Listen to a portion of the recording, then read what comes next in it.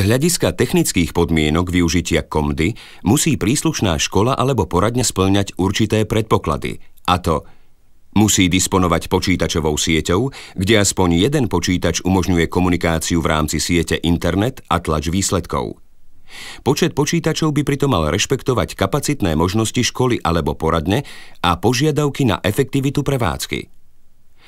Musí disponovať vhodnými priestormi. Optimálnym variantom je vlastná počítačová učebňa.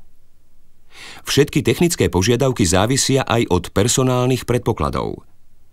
Charakter počítačovej diagnostiky prostredníctvom programu komdy si vyžaduje, aby príslušná škola alebo poradňa disponovala kvalifikovaným poradcom, ktorý primerane pripraví žiakov klientov na samotné diagnostické vyšetrenie. Po získaní výsledkov diagnostického vyšetrenia musí byť k dispozícii kariérový poradca, ktorý vie interpretovať tieto výsledky na požadovanej odbornej úrovni. Navyše je potrebné, aby príslušná škola alebo poradňa, projektové centrum, disponovala špecialistom v oblasti výpočtovej techniky. Personálne zdroje sú jednou z kľúčových podmienok úspešného využitia komdy.